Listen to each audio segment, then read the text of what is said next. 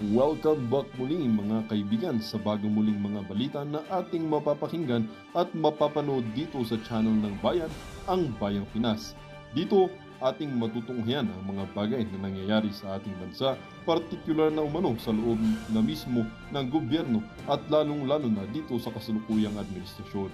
Ngunit bago ang lahat, kung bago ka pa lamang sa ating channel ay siguraduhin mong ikaw ay mag-subscribe, pindutin ang notification bell at syempre piliin na rin ang all upang lagi kang maging updated sa mga balitang bago, totoo at walang bias. Syempre mga kaibigan at kung mga ating mga solid viewers naman dyan ay maraming salamat naman po sa inyong walang sawang pagsuporta.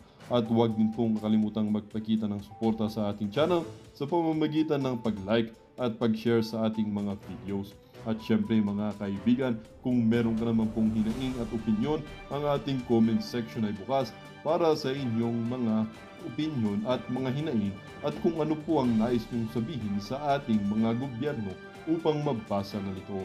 Heto na nga mga kaibigan, atin nang panoorin at pakinggan ang balitang ito.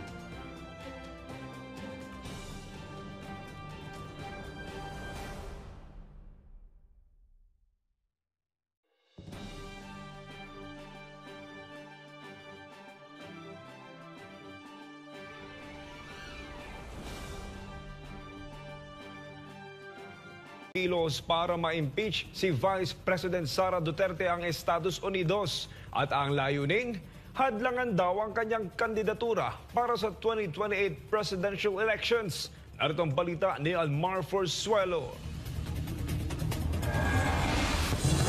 Isang hakbang ng mga tradisyonal na politiko para sa kanilang pansariling interes ang impeachment move laban kay Vice President Sara Duterte. Ito ang pananaw ni Professor Herman Chu Laurel. Ito po si Professor Herman Chu Laurel. Matalino po ito. Na-interview na po namin ito at kung nakausap nyo, talagang pagdating sa geopolitical ay ito ay matalino talaga. Para po itong si SAS. Pagka talagang pinag-usapan ay political ng mga iba't ibang bansa, maaasahan nyo po ito. Medyo boring lang. Na-interview namin to kasi medyo may edad na kasi dire-diretso lang. Pambira ka ko, Choli, pati yung tinitira mo. Dire-diretso yung boses niya. No? Pero pag pinakinggan mo, sapul mismo talaga ang lalim ng hugot at alam mo, nagsasabi ng totoo. Ngayon, sinasabi nitong mama na ito na itong impeachment, ang talagang nasa likod nito, ang talagang nagtutulak nito, and possibly, ang nagpopondo ay ang Amerika. Kaya nga pala, ganito po sila, no? Napansin nyo ba? Ito si BBM, wala nang ibang ibinintang kay PRRD ay kung hindi tungkol sa China. Yan po ang spin nila eh. Yan po ang kanilang pinapalabas sa publiko. Pro-China, pro-China, pro-China. Pero ang totoo, si Marcos, tuta ng Amerikano. Huwag niyong kakalimutan yan. Si Marcos, tuta ng Amerikano kahit dati. Tingnan nyo, yung estate tax niya, may problema siya na wala na. Ang daming kaso niyan sa Amerika. Ngayon wala na. Diba? Tuta to si Marcos eh. Napansin nyo, yan yung ina-explain natin kanina, wala na yung impeachment eh. Nagpapasakali na nga ang mga congressman, nagpapasakali na yung mga kasama nilang kakampi nila na malabo na yan, hindi na mangyayari yan kasi kulang na sa oras. Biglang-bigla, nagbago sa tono. Diba? American tumutulak niyan. At ito posible ha. Kasi sabihin nyo, Coach Oli, malabo naman yan. Okay, sige, itulak ng Amerika si BBM. Itulak ng Amerika si Tamba. Suportahan nila at sila ang talagang ulo, ang leader ng impeachment na yan. Susunod ba yung mga congressman? Susunod ba yung mga senador? Teka muna, baka nakakalimot kayo. Pag ang isang grupo ay nagtulak, magbibigay ng pera yan. Hello, hindi yan tutulak ng walang natatanggap. At alam naman natin ang mga politiko natin ngayon. Kayo ba ay maniniwala? Tanong ko lang sa inyo, Derechahan, kayo ba ay naniniwala na yung mga pumirma walang natanggap? Ultimo yung congressman na kasama nila. Si Kong Alvarez sinasabi, imposibleng wala silang natatanggap. Imposibleng hindi ito galaw ng presidente. 'Di ba? Congressman 'yan. May umamin pa nga, meron silang natatanggap, maybe indirectly, sa pangalang ayuda o papangalanan nilang proyekto o papangalanan nila ng regalo. Pero ganyan yan. At money talks, mga kababayan natin. Pag ang Amerika, ay nako. Di ba? Bakit tayo nagkakaproblema? Sasabihin ni Marcos, may problema tayo sa China, kaya bukang bibig niya ng China eh. Dahil ang Amerika allergic sa China. Bakit? Kahit kanino kayo magtanong, mag-aral kayo sa YouTube, ang China naunahan na Amerika. Ang China lang tahimik. Hindi sila nagsasabi. Pero tatandaan natin, even an empire, even a great leadership, ako naniniwala ako, pag nawala ka sa Diyos at pag binagsak mo ang moralidad mo, katulad ng nangyayari sa Amerika, babagsak ka. Kaya ngayon nangunguna na ang China sa kanila. Isasabihin mo, baka sasabihin ng mga iba pro-China, hindi. Hindi po pro-China pag nagsasabi ng katotohanan. At hindi ibig sabihin, hindi ka pro-China kung in denial ka sa katotohanan. Kasi ang problema na itong mga ito, inuuto sila ni Marcos. Yun ang totoo niyan. Inuuto sila, in denial sila ng katotohanan. Para sa kanila, ay, Amerika pa rin! Amerika pa rin! Hindi na po nangyayari. Sino ang nang-api sa Pilipinas? China ba, Amerika? Sinong sumakop sa Pilipinas? China ba, Amerika? At sasabihin ko sa inyo, dati pa man, even before this impeachment, pagkapanalo pa lang ni Marcos, doon sa mga followers ko, matagal lang nakasubscribe sa channel ko. Even before the election, sinasabi ko na yan, delikado tayo kay Marcos dahil si Marcos pwedeng hawakan sa liig. At eto na nga, and after the election, pumasok ang EDCA, sabi ko, patay tayo, hawak na tayo sa liig ng Amerika. Tapos tayo dyan. Bakit? Bakit kailangan hawakan ng Amerika ang Marcos?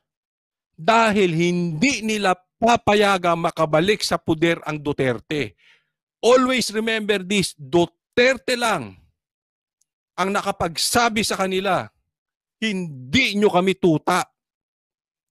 Duterte lang ang nanindigan para sa ating bayan at hindi nagpatuta sa Amerika. Kaya galit sila. Hindi nila kayang bayaran si PRRD. Hindi nila kayang kasuhan kasi malinis. Wala silang paraan para kontrolin ng Duterte. Ang gagawin nila, hawakan yung kaya nilang kontrolin at huwag paupuin ulit ang Duterte. Swak na swak sa banga dahil pag na-impeach si BP Sara, papayag ba kayo? Kapag na-impeach si BP Sara, kahit anong posisyon, hindi na po pwedeng tumakbo si BP Sara. Maliwanag po yan. Lahat ng gulong ito dahil sa pumumuno ni Marcos at ni Speaker. Finance and led by the Americans. Isang kilalang geopolitical analyst patungkol sa pagsisikap ng ilang kongresista na patalsikin ang ikalawang pangulo sa pwesto. Thus, the impeachment of Vice President Sara is a quote-unquote marriage of convenience between the Trapos who want to remain in power forever like Romualdez and Uncle Sam who want us to be it's forever backed out by the... Ayan. Ang ibig niya sabihin, ano yan parang marriage yan, parang relasyon. Na isa, nakatulad ni Speaker na swapang sa hindi na bababa at may pangarap maging presidente. At si Marcos na wants to be in control always, ang kanilang pamilya. Ugali na ng Marcos yan, hindi yan bumababa. Unless kaladkarin mo, tsaka mo bitbitin sa Hawaii. Pero hindi yan bababa ng kusa. Buhaya yung mga yan Buhaya sa kapangyarihan yung mga yan. Ito naman si Uncle Sam, gusto niyan, kontrolado tayo. Bakit? Panlaban sa China. Destroying leaders not willing to serve its interests. Sa isang forum na inorganisa ng Asian Century Philippines Strategic Studies, binigyan din ni Professor Laurel na mga atake laban sa mga Duterte ay nagsimula matapos ang pagbisita ni Pangulong Ferdinand Marcos Jr. sa Estados Unidos. Yun, kita mo yung timing. yung ang pag-atake ng Pilipinas, yung pagbisita niya diyan, iba talaga, iba. We are lucky now na medyo mag-iiba ng tono. Posibleng ang bunutin ng EDCA dito sa Pilipinas dahil sa pangunguna ni Trump at sinabi niya hindi niya bibigyan ng priority ang mga gera-gera, hindi katulad ni Biden na puro gera. Ito naman si Marcos, wala ding backbone, nagpapahawak sa leeg. Estados Unidos. As a result of that visit, we suddenly saw a series of attacks against VP Sara over her perceived tie to China and against her father, President Duterte, on the issue of EJKs, Pogo, with the threat of hauling him before the international. Yan ang sinasabi niya. Isipin mo yung timing. Pagkadalaw ni Marcos sa Amerika, iba na tono. Atake na kay BP Sara, binagbibintangan na ng EJK, ng Pogo si Duterte, etc. Sino bang mukhang sugarol? Sino bang mukhang bisyo? Di ba? Marcos, mandiri ka nga sa sarili mo. Mabantay, sasabihan mo ng Pogo. Mukha bang sugarol si PRRD? Mukha bang korap si PRRD? Kahit tanungin mo sa taong bayan, sino ang mas mukhang korap sa inyong dalawa? Ikaw. Sino pang mas mukhang sugarol sa inyo? Ikaw. Sino mas mahilig sa bisyo? Sasabihin ng tao, ikaw. Unless yung mga utu-utu sa'yo, pero yung tunay na tao, yung tunay na pagtingin, pambihira ka naman, mahiya-hiya ka sa mga pinagsasabi mo, Marcos. Tama yung sinasabi ni Professor Laurel na biglaan po ito. And at the same time, yung ngayon, ayan yung sinasabi ko. Yung biglaan yung impeachment. Binakbakan na naman ng Amerika yan. Huwag nyo na. Delikado kayo sa PDP. Yan ang sabi. Yan ang na intel na nadidinig natin. Malakas po ang PDP. Takot sila dyan. Ano nga yung koneksyon kung PDP? Kasi pag natapos ang eleksyon at saka gagawin at saka didinggin yung impeachment at nakaupo yung PDP na sa tingin nila, even Americans, they know it, malakas ang PDP. Pag nakaupo ang PDP, hindi na mai-impeach si BP Sara. Naiintindihan nyo? Lamang na po. Kaya kukuhanin na nila yan. Sa tingin nila, kaya nila ngayon. Yun ang tingin nila. The report that is the ICC. Ayon kay Laurel, malinaw na mayroong panlabas na impluensya na naglalayong sirain ang politikal na karera ni Vice President Sara upang hindi ito makatakbo at magtagumpay sa 2028 presidential elections.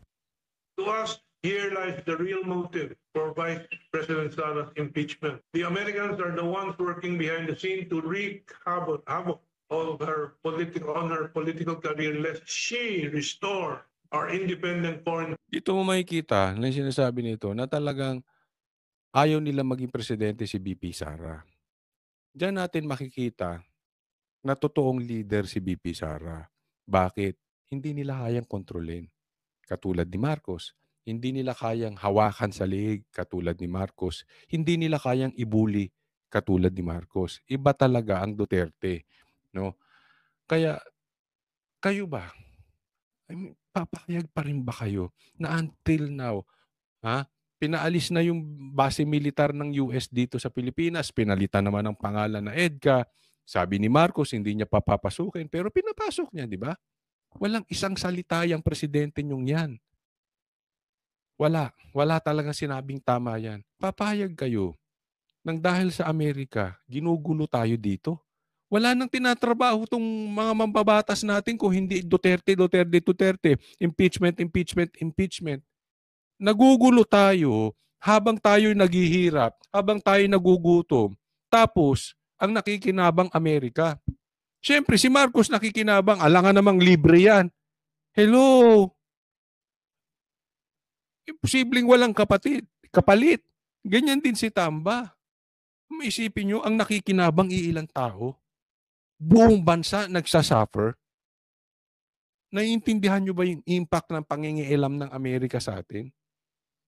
Maawa tayo sa Pilipinas. Policy should she become our next president in 2028. Sa kanyang pagtatapos, iginiit ni Laurel na kung may dapat man umanong ma-impeach, hindi ito si VP Sara, kundi si Pangulong Bongbong. I agree with you. I agree. Dapat si Marcos.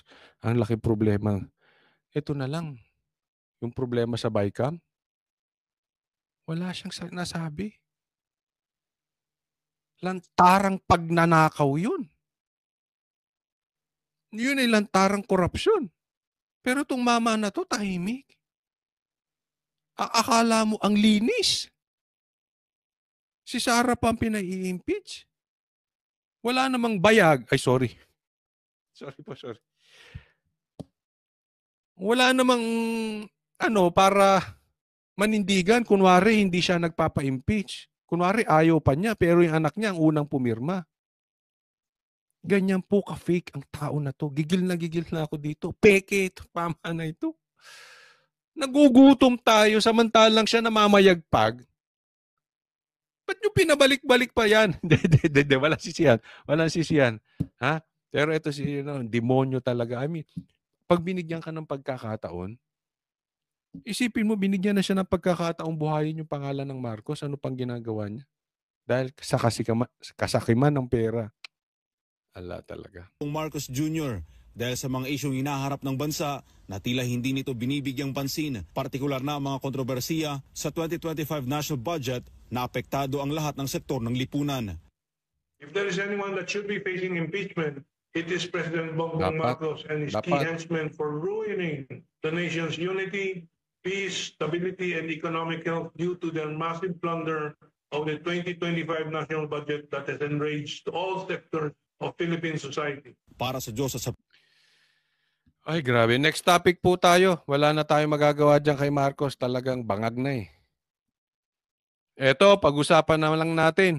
Si Tamba, natakot na, nagtatago. Nagtago na. Natakot sa korte. Umalag naman ang ilang kongresista sa petisyon ni Vice President Sara Duterte sa Korte Suprema para harangin ang napipintong impeachment trial sa kanya. Tingin naman ng ilang mambabatas. Ako, pabor ako na hinarang ni BP Sara at hinihingi sa korte na magkaroon ng temporary restraining order dyan sa impeachment na wag ituloy. It's really about time na opensiba na tayo mga kababayan. Hindi na tayo pwedeng tayo lagi pinapatawag, nagre-react lang tayo. Hindi. Tayo na magdemanda. Maganda nga, dinimanda ni Kong Alvarez to si Tamba, kaya nga nagtatago na. Ngayon, opensiba, hindi. Sasabihin nila, takot si BP Sara sa impeachment, hindi. Ako tama yung ginagawa ni BP Sara. Hindi yung pwedeng, papakita namin sa inyo, hindi kami takot. Sige, mag-ano pa kayo. Hindi kami natatakot, ipatawag nyo kami sa Quadcom nyo, pupunta kami dyan. Mga tanga, hindi ganon.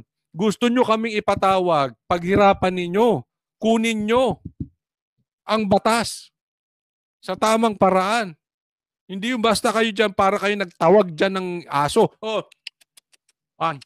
Punta kayo sa Quadcom. Sara, halika dito. Digyan namin ang hearing mo. Hindi na po pwedeng ganon. Hindi na kami papayag ng inaapi. Hindi na kami papayag ng inaabuso. Lalaban na kami. Hindi kayo pakapunta. Catch. Mga tanga. Anong tingin nyo sa amin? Nakaasa sa ayuda? Kasi yung mga pinapaasa nito, itong mga itong mga politiko nito, yung mga tao sa ayuda. Kaya nauuto nila. Ganyan ang gustong gawin sa Pilipino, puro tanga. Excuse me, hindi po kami. Pag merong ayuda dyan, kunin nyo lang. Pera nyo yan eh. Pero wag nyong boto. Kasi gagawin kayong tanga. May nabatalaan ako, isingit ko lang to.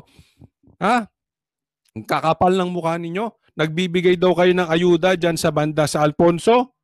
Mga animal kayo. Tapos, nagbibigay kayo ng ayuda dyan. Pag-aantayin yung pagkatagal-tagal. Bakit inaantay nyo yung politiko para magbigay? Matatanda, pinag-aantay ninyo. Bibigyan nyo ng 3,000, 2,000 pesos. Ang kakapal ng mukha ninyo. Pera ng taong bayan yan. Huwag nyo nang antayin yung politiko. Pag andyan na yung pera, ibigay nyo. Ba't pera ba ng mga politikong animal yan? Kaya kayo mga nakakatanggap kayo, pag ang nag-abot sa inyo ng pera politiko, kunin nyo lang, ibulsa nyo, pero sabihin nyo sa kanila, gago. Pera nyo yan. Huwag nyo iboboto. Bakit? Kurakot yan. Bakit kailangan nyo silang antayin? Pagtatanggap ng ayuda. Pwede namang iba magbigay eh. Akala mo pera nila mga animal. Hindi dapat makialam sa paglilitis ang Korte Suprema. Nasa frontline ng balitang yan, si Marian Enriquez.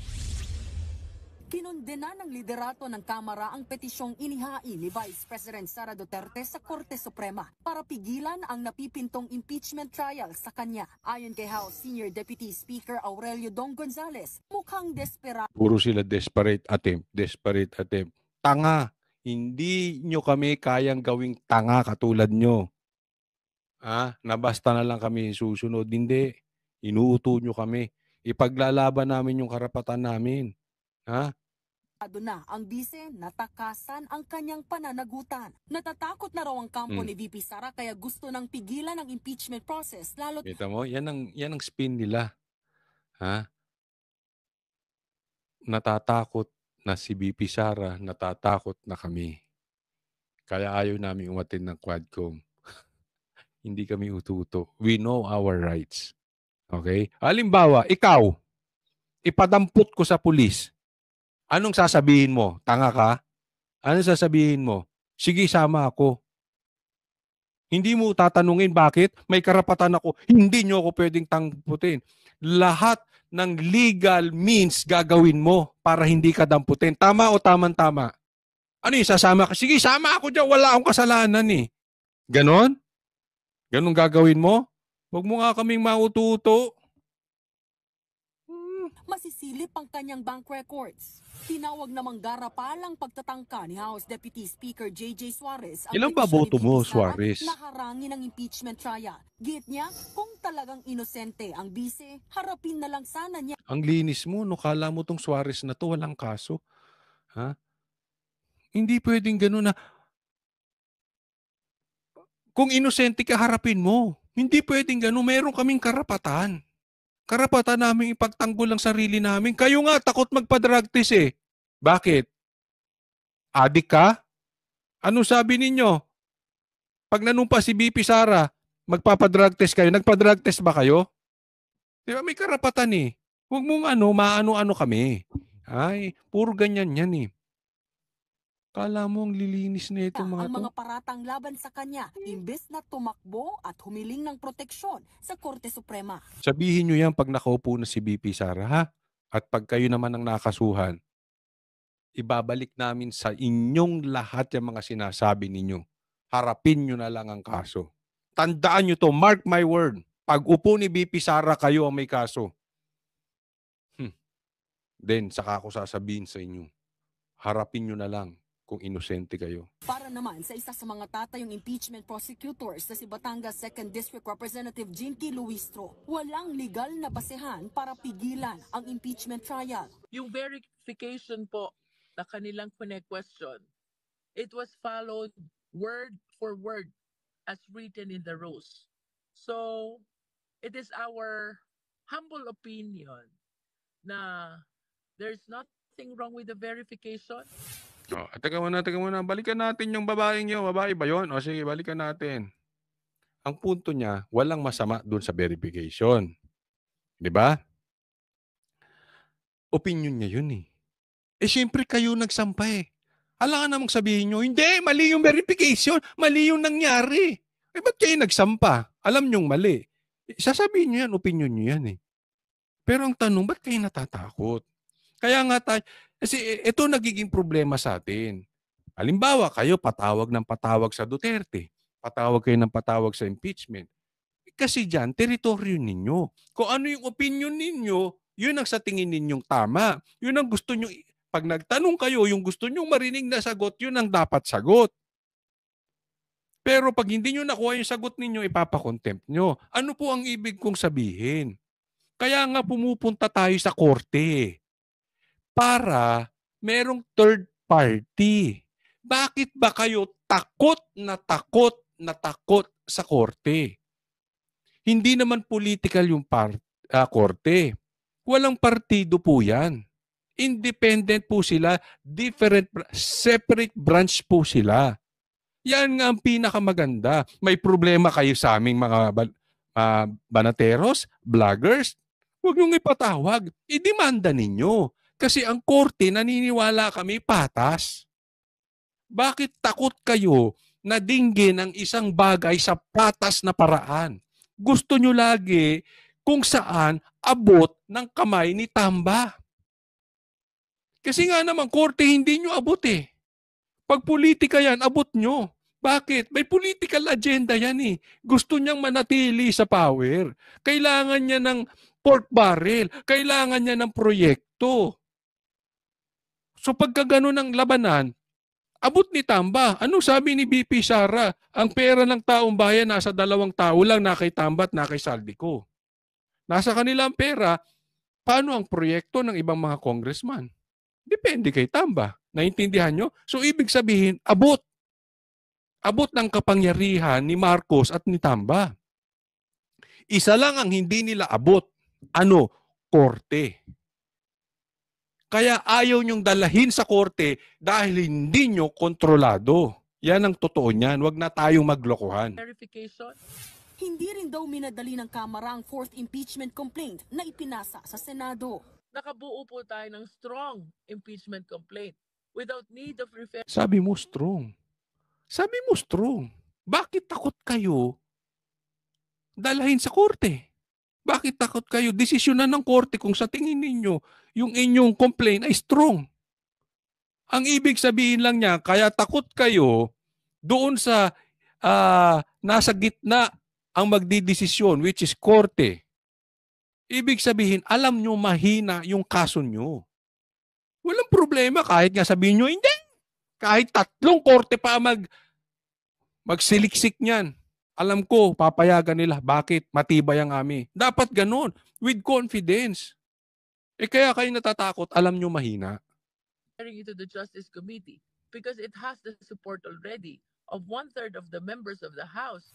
Iba naman ang pananaw ni Iloilo 3rd District Representative Lawrence Defensor sa petisyon ni VP Sara. Naniniwala siyang hindi makikialam ang Korte Suprema. Ito na. Ito na yon. Ito, iba naman style nito. Pansinin nyo ha. Ito ang magiging kanilang spin. Ito magiging kanilang mind conditioning. Hindi makikialam ang korte. Hindi makikialam ang korte. Hindi makikialam ang korte. Hindi, pansinin nyo, hindi nila sinasabing hindi magiging bias ang korte. Tama ang magiging desisyon ng korte. Hindi nila sinasabi yun. Hindi naiimpluwensyahan ang korte. At kaya magdi-decide yan ng tama. Anong hindi? Hindi ganun eh. Ano sinasabi niya? Hindi makikialam ang korte. Ibig sabihin, alam nitong mama na ito, mahina ang kaso nila, pero mina-mind conditioning na ang korte na hindi dapat silang makialam. Kasi pag nakialam sila, nakondisyon na nila yung taong bayan na mali yung ginawa ng korte. Which is, yun ang akala niya. Kasi sa totoo lang, mas maraming Pilipino na nakapanig sa Duterte ayaw nilang impeachment. Proseso ng impeachment dahil isa raw itong political question. Bagay na sinigundahan din ni dating Senate President Franklin Drilon. Matulog ka na lang, tulog ka lang ng tulog nung panahon mo. Ngayon nagbibida-bida ka, Drilon. The basic rule is found in the Constitution. The impeachment court shall decide all impeachment cases. Oo, totoo naman. The impeachment court shall decide on the impeachment cases. Tama si Drilon. Ang impeachment court ang magdi-decide. Ano ba ang impeachment court? Yung Senado. Tama naman si Drilon dyan. I agree with you. Senado dapat ang mag-decide kung dapat i-impeach si BP Sara o hindi. Kaya lang ang kina-question ni BP Sara ay yung legality ng impeachment. Hindi yung mag-decide yung korte kung dapat ma-impeach si BP Sara o hindi. Naiintindihan nyo ang difference? Senado ang magda-decide kung dapat i-impeach si BP Sara o hindi. Kaya lang, bago nga dumating doon, hinaharang na ni BP Sara na yung legality. O halimbawa, sasabihin nyo, i-impeach natin si Speaker. Hindi ako abogado, but as far as I know, hindi po na-i-impeach ang Speaker, ang Congressman. Oh, pwede ba yon?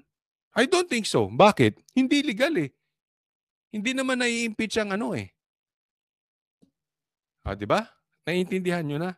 Ang pinag-uusapan ba nito, legal ba yung ginawang impeachment? Drilon, hindi mo naiintindihan at tumaba ka na ng ganyan, tumagal ka na sa Senado, hindi mo pa alam yung difference? Leave it to the judgment of the Senate asking or acting as an impeachment court to decide on this. Hindi po mag-a-act ang court to decide. Ang didesisyonan ko legal o hindi. Huwag pa ulit-ulit, ha? Questions of jurisdiction. So it's best. Inaantok na siya, inaantok na. Matutulog na yan. Nagbabalita mo. Eto lang sa akin. Ibalik natin dito sa mga pagmumukha nito. Hindi nyo na makita ulit si Martin, di ba? Asa na siya? May kaso po kasi si Martin. Yung speaker nyo may kaso. Kinasuhan ni Alvarez. Nagtatago. Bakit kayo nagsasalita? Ang punot dulo nito, ang pasimuno nito si Marcos at si Tamba. Yung ginodiyos nyo. Siya ang pagsalitain nyo. Ako, speaker, Martin, kumatapang ka, huwag ka magtago sa mga brief nitong mga congressman mo. Ha? Ikaw mismo, harapin mo rin yung korte. May kaso ka rin di ba?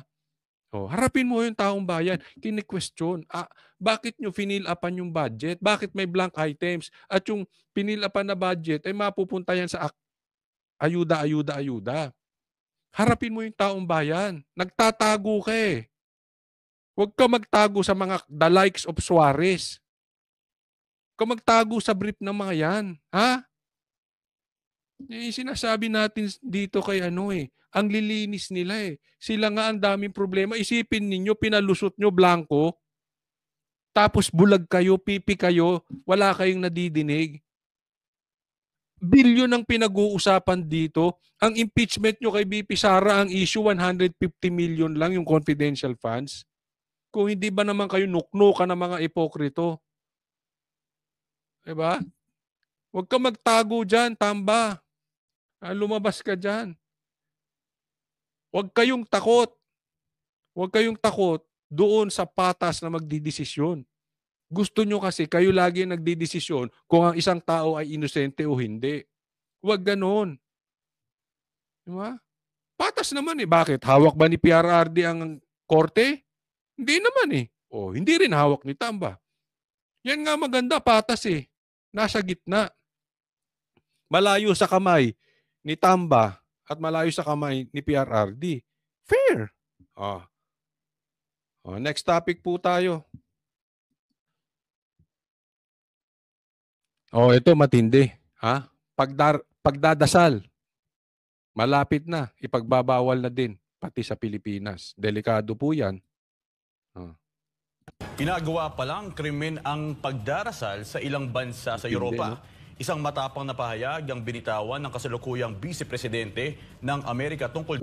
Teka muna ha, liliwanagin ko. Ay hindi, totoo ba yan, Coach Oli? Baka fake news yan. Si Vice President yan. Hindi po, Vice President ng Amerika, huwag kayong tanga ha. Ito kasing mga alalay ni Tamba, medyo rin Vice President, hindi po fake news yan. Vice President ng Amerika nagsabi niyan. Pinagbabawal na ang dasal sa Europa. Kahit sa loob ng bahay, alam mo mga kababayan ko, I really believe the end times is here. Yes po. Ako naniniwala. End times is not near. End times is here. Nandito na. And malapit na po. Sa akin tingin, sa nangyayari ngayon. Isipin mo, bahay dasalan sinusugod na. Pagdarasal, ipinagbabawal na. Unti-unti na yan. Malapit na po. Malapit na pong bumalik sa pangalawang pagkakataon ng ating Panginoong Hesus. Dito, alamin natin ang detalye mula kay MJ Mondehar. Sa harap ng mga lider ng European Union, matapang na sinita ni US Vice President J.D. Vance ang issue ng religious freedom sa UK. Nakarating sa ikalawang Pangulo ng Estados Unidos ang hinaing ng mga Kristiyano sa Europa na tila nagiging biktima ng diskriminasyon sa kanyang talumpati sa Munich Security Conference sa Germany. Wala, galit na talaga sila sa Kristiyano, bawal na nagdadasal. Dati umangat ang Europe because they were godly. Ganyan din nangyari sa Amerika. Itinaas ng Diyos ang Amerika because they were they have fear of God. They were godly. Pero ngayon, talagang pasama na ng pasama. You see drugs everywhere. You see same-sex marriage. Bawal na magdasal at sinusugod na po ang mga sambahan. Mariing kinundan ni Vance ang sitwasyong kahit ang tahimik na pagdarasal sa pampublikong lugar ay tinuturing ng krimen. A little over 2 years ago, the British government charged Adam Smith Connor, a 51-year-old physiotherapist and an Army veteran, with the heinous crime of standing 50 meters from an abortion clinic and silently praying for 3 minutes. Isipin mo yun? Nagdarasal outside sa abortion clinic, kinasuhan ng krimen. Ganyan po sila katindi. Yaan na po ang kalagayan ng ating bansa. At sabihin ko po sa inyo, medyo delikado po yan. Alam nyo kung bakit. Mahilig tayo sa gaya eh. Remember this. Naalala ko yung sinasabi ni Pastor before pa. Even before the election, bago pa nangyari kay Pastor ito, na sinasabi niya na talagang ginigipit ng Amerika ang mga religious leaders. Sabi ko, ganun. Parang una, hindi ako naniniwala. Ngayon napatunayan natin na even si Trump sinabi niya. Kaya nga babaguhin nila eh. Kaya nga napakaganda ng dating ni Trump. Hinabol nila yung mga pinersecute nila yung mga religious leaders. That's how bad America was. And I'm sure mababago to kay Biden kasi iba eh. Ibang, nakikita ko si Biden yung tayo niya na parang ibabalik niya sa Diyos yung Amerika. Kaya ngayon, lumalaban din siya na ito ay pinagbabawal daw yung magdasal sa Europe. Kinokontra nyo rin. Alam nyo, hindi po malayo mangyari sa Pilipinas yan. Remember this, si Marcos nakigaya dito kay Biden. Diba? Anong ginawa ni Marcos? Pinersecute. Yung ginawa ni Biden dyan sa Amerika, ginagawa ni Marcos. Si Biden galit sa China, ayaw sa China. Ganon din ang ginagawa ni Marcos. Si Biden pinersecute ang mga religious leaders. Ganyan din ang ginawa ni Marcos. Tingnan nyo, walang respeto si Marcos at si Torre. Pinasok yung KOJC. Doon mismo sa katedral nila. Binaboy nila. Doon ang nagdadasal. Kumbagat sa Muslim mosque. Kumbagat sa Roman Catholic, yung kanilang, ano bang tawag doon sa Roman Catholic? Yung kanilang Rome. Pinasok. Hindi nangyayari yan before. Dati may gera. Pag pumasok ka sa simbahan, ihinto na ang mga kalaban mo. Rerespetohin ka na. Ngayon, iba po. Papasukin mismo katedral, bababuyin. Yan po ang ginawa ni Marcos. Yan po ang ginawa ni Torre. And I'm sure, kung nagawa nila yan, uuna-unahin na lahat itong mga church, isusunod yung mga churches dito sa... Tingnan nyo, how they disrespect INC. Tong Dilawan, dinidisrespect. Pinagtatawa na ng INC. Sabi nila, kaunti lang ang INC. That's how they disrespect religion. At hindi pong malayo mangyari sa Pilipinas yan. Dahil gaya-gaya nga to si Marcos. Diba? Dati, bawal ang same-sex marriage. Ngayon, pinag-uusapan na sa Pilipinas. Diba? Baka magtataka kayo. Magulang. Hindi, coach, malabo yan. Hindi malabo yan. Kasi before, tabu yung sasabihin mong same-sex marriage. Ngayon, pinag-uusapan na. Before, hindi po pwede yan. Alam mo yung dinidemand nila?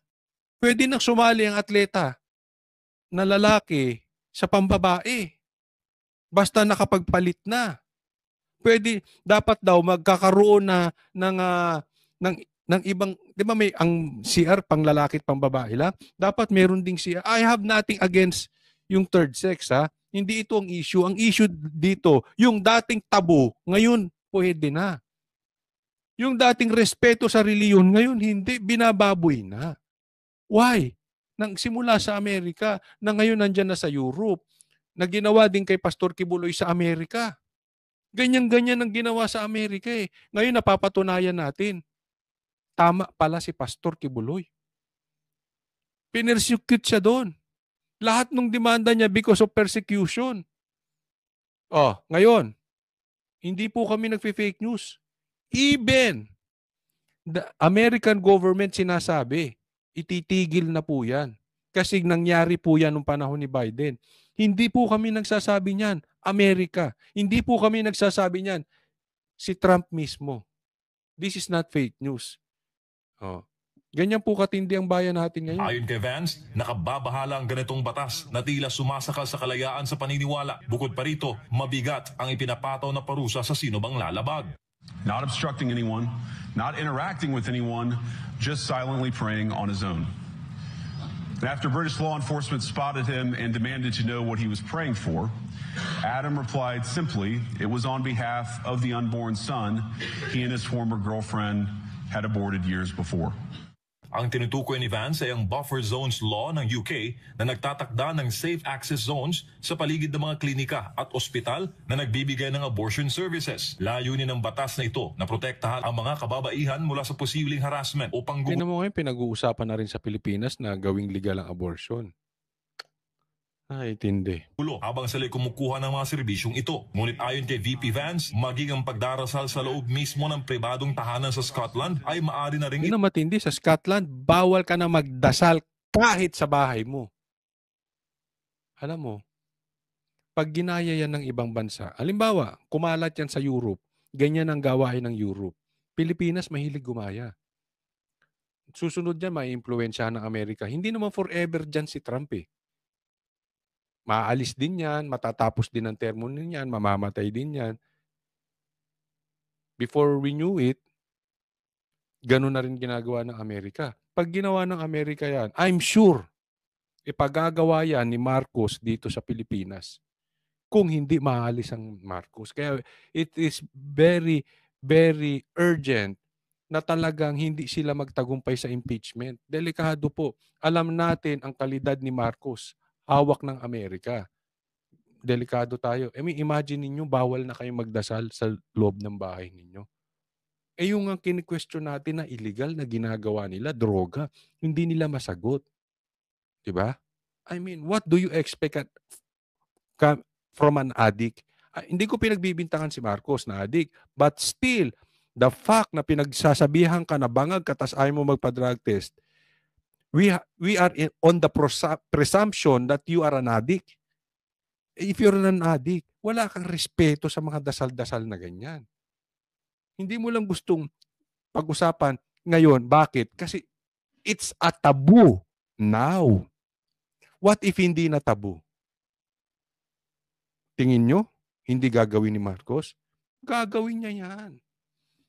Turing na krimen. But no, this last October, just a few months ago, the Scottish government began distributing letters to citizens whose houses lay within so-called safe access zones, warning them that even private prayer within their own homes may amount to breaking the law. Even private prayers, gusto niyo yan sa Pilipinas. Maybe not now, maybe not tomorrow, but who knows? After 2 years, 3 years, mangyayari na yan. Na legal na itong pag-usapan. Naturally, the government urged readers to report any fellow citizen suspected guilty of thought crime. In Britain and across Europe, free speech, I fear, is in retreat.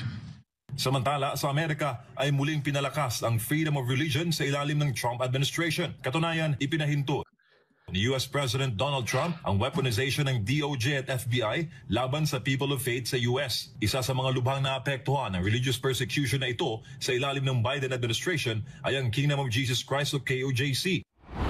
Ayan, hinaras nilang KOJC ha. Hindi po kami nagsabi niyan. Si Biden. Ha? aalisin na yung pag-weaponize to attack religious organization and religious leaders. Hindi po ako nagsabi. Presidente mismo ng Amerika. Ngayon, kung hindi nyo pa alam yan, saan ba kayo nakatira? Kasi i-deny nila yan. Hindi, Amerika po. Kaya alam mo, tuwan-tuwa ako dito kay Trump. I really hope